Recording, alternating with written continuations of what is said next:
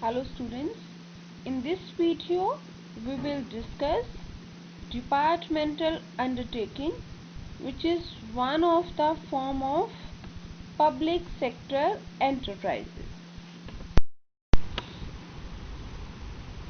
There are three forms of public enterprises. These are departmental undertakings, statutory or public corporations, and third one is government companies. The examples of departmental undertaking are Post and Telegraphs, Railways, All India Radio, etc.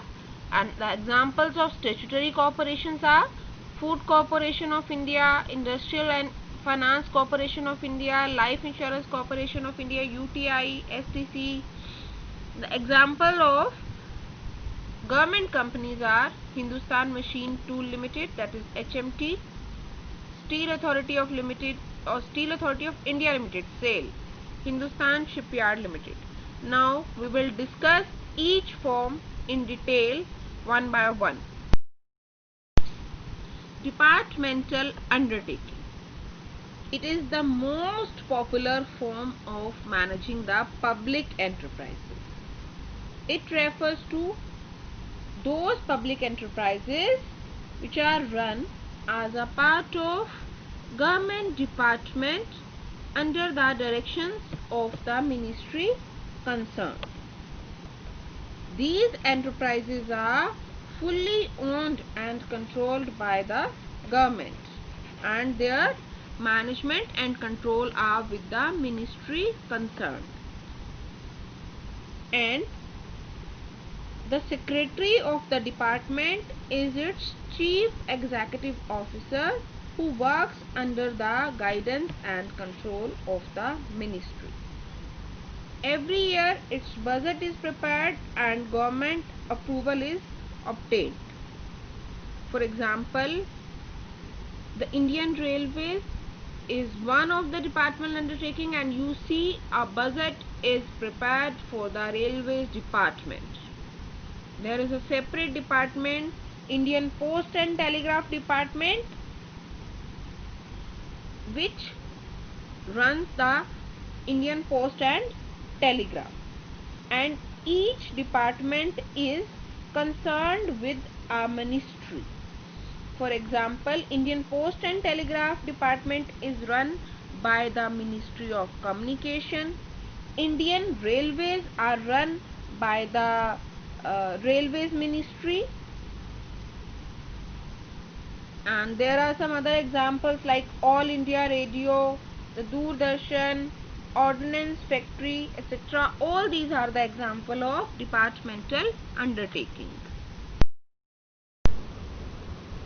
All these are the examples of departmental undertaking. Akashvani and Doordarshan, all these are attached with the Ministry of Information and Broadcasting. Indian Post and Telegraph Department, as I earlier told you, is concerned with the Ministry of Communication. Ordnance Factory is concerned with the Ministry of Defence, and Indian Railways is a departmental undertaking of Railways Ministry. By studying the various features of departmental undertakings, the meaning of departmental undertaking will be more clear to you. First feature of departmental undertaking is its formation. Departmental undertaking are formed as government department, and that department is associated with a special ministry. Students, as I told you earlier, that all these departments are related with a specialized ministry. As I told you, Indian Railways is concerned with the Railways Ministry. Indian Post and Telegraph Department is concerned with the Ministry of Communication. Doordarshan and Akashvani, which are all again departmental undertaking, are concerned with the Ministry of Information and Broadcasting. Its ownership is compulsory with the government only. 100% investment is done by the government and the ownership rights are in the hands of the government only, and its management is done by the concerned ministry. For example, the management of Indian Post and Telegraph Department is looked after by the Ministry of Communication. And financing is also done through government treasury. A specialized budget is made for the departments, for the various departmental undertaking, and also the revenue obtained by doing business is also one of the source of financing. As far as the appointments and departmental undertaking is concerned, the appointment is done through Union Public Service Commission exam or through various staff selection boards. Each department has its own staff selection board through which various appointments are done in the departmental undertakings, and the people serving in the departmental undertaking are known as government employees. And the departmental undertaking has no separate existence from the government, and that means no one can sue over this, and no departmental undertaking has the right to sue over other people. The government will do all this thing on the behalf of departmental undertaking. The ministry can sue if it wants to sue someone against someone, then only the ministry can do, as it does not have a separate existence from its ministry. And in departmental undertaking, regular political interference is there in their operation, and there is no administrative autonomy at all in case of departmental undertaking. The various merits of departmental undertaking are its easy formation, effective control, increase in government income, decrease in tax burden, and easy financing. Now I'll explain all these one by one. Easy formation. These undertakings are easy to form as there is no need of registration. These undertakings can be established by the administrative order of the government. Its second merit is its effective control.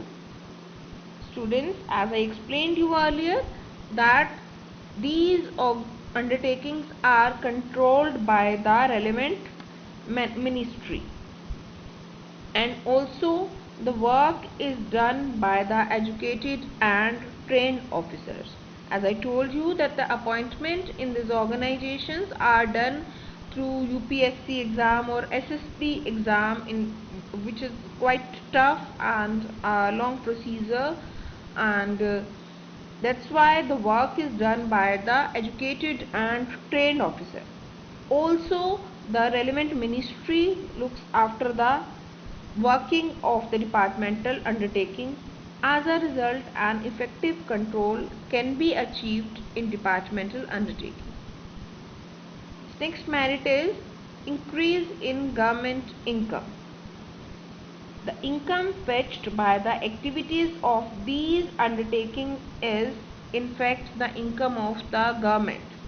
Whatever the railway is earning through freights and other sources, that is the income of government. Whatever Post and Telegraph Department is earning is the income of the government, and this earned income adds to the existing government income and help in increasing the government treasury.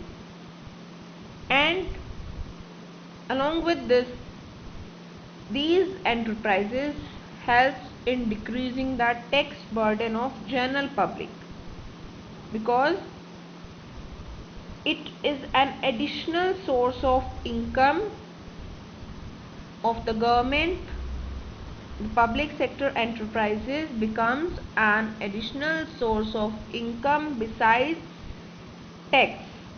And if these enterprises are working well and earning good profit, then government lessens the burden of taxes on the public. Its next merit is its easy financing. Financing is very easy in this case as it is managed by the government and the government has sufficient funds to operate these organizations. Students, as far as the limitations are concerned, these are lack of prompt action, lack of flexibility, lack of incentive, lack of competitive feelings, increase in tax burden, more political interference, and red tapeism. Lack of prompt action. Students, in case of departmental undertaking, even a small decision is taken by following the proper procedure and the management is centrally controlled, and the excessive formalities generally cause delay in taking decision. As a result of this, no quick action can be taken, and that is why many opportunities of earning profits are missed. There is also lack of flexibility in case of departmental undertaking because the administrative officers running these businesses have to follow the strict government rules. They have to take decision by following the strict government rules and they cannot break the rules. So there is lack of flexibility in case of departmental undertaking. Also there is lack of incentive in case of departmental undertaking because if the departmental undertaking are earning well, the officials are not going to get something extra. They will get their salary as usual. But in case of private sector enterprises, whatever the profit a private business is earning, that goes to the owner only. But in case of departmental undertaking, no one cares whatever profit or loss an organization is earning because they will get their salary as usual. So there is lack of incentive in case of public sector enterprises. Also there is lack of competitive feelings. Generally, the departmental undertakings have monopoly. For example, the railways is the monopoly of the government only, and if there is no competition, there is no scope of innovation because competition brings quality product at reasonable price. But generally in case of departmental undertaking, there is no competition. Its next limitation is increase in tax burden. Yes, you heard it right. I told you increase in tax burden. Since while explaining merits, I told you that departmental undertaking helps in decreasing the tax burden. Now I am telling you that it increases the tax burden of general public. There is a reason behind this because if departmental undertaking are doing well, they are earning profit, that will add to the income of government and the government lessens the burden of tax on the general public. But in the opposite case, if the departmental undertakings are not doing well and these are not earning profit, in that case that loss will be compensated by levying extra taxes on the general public. So if the departmental undertakings are not doing well and not earning good profits, in that case the tax burden of general public increases. And in case of departmental undertaking, there is lot of political interference. As I told you that departmental undertakings are run by the ministry, and the ministers have more interest in the benefit of the party than the benefits of the country. Its next important limitation is red tapeism. Excessive paperwork and habit of not finishing the work give rise to red tapeism.